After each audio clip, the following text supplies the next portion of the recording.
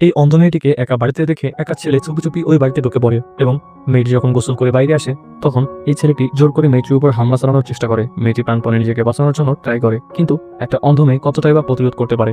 তাই কোনো উপায় না দেখে সেই ছেলেটির মুখ স্পর্শ করে তার চেহারা নিজের মনে গেঁথে নেয়। পরে মেয়েটির বাবা থানায় গিয়ে জানায় যে তার মেয়েকে কেউ একজন ধর্ষণ করেছে। এরপর তারা একটি মূর্তি দেখিয়ে পুলিশের সামনে দাবি করে যে এই লোকটি আসল অপরাধী। মূর্তি দেখে ইন্সপেক্টর অবাক হয়ে যায়, কারণ তার বিশ্বাস হচ্ছিল না যে একজন অন্ধ মেয়ে চেহারা না দেখে কিভাবে একজন মানুষের মূর্তি বানাতে পারে। তখন মেয়েটির বাবা জানায় যে তার মেয়ে যখন চোখে দেখতে পেত তখন সে মূর্তির কাজ শিখেছিল।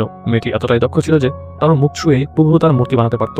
মেয়েটির বাবা আরো বলে যে তাদের একটা ছেলেকে সন্দেহ হয় যে কয়েকদিন আগেই তাদের বাড়িতে এসেছিল একটা ঠিকানা খোঁজ করতে। তখন পুলিশ সেই ঠিকানায় গিয়ে তদন্ত করে এবং জানতে পারে যে ছেলেটি বর্তমানে এয়ারপোর্টে রয়েছে। তাই তারা দেরি না করে সোজা এয়ারপোর্টে চলে যায় এবং ছেলেটিকে সেখান থেকে ধরে ফেলে এবং থানায় নিয়ে বেশ কিছু ছেলেদের সাথে তাকেও দাঁড় করিয়ে দেয়। তখন মেয়েটি লাইনে দাঁড়ানো প্রতিটা ছেলেকে ছুঁয়ে দেখতে লাগে, আর ওই ছেলেটিকে স্পর্শ করতে মেয়েটির নিঃশ্বাস থমকে যায় এবং ছেলেটিকে একটা থাপ্পড় মেরে পুলিশের কাছে দিয়ে দেয়। পরবর্তী পার্ট দেখতে ভিডিওটিতে একটি লাইক দিয়ে চ্যানেলটি সাবস্ক্রাইব করে আমাদের সাথেই থাকুন।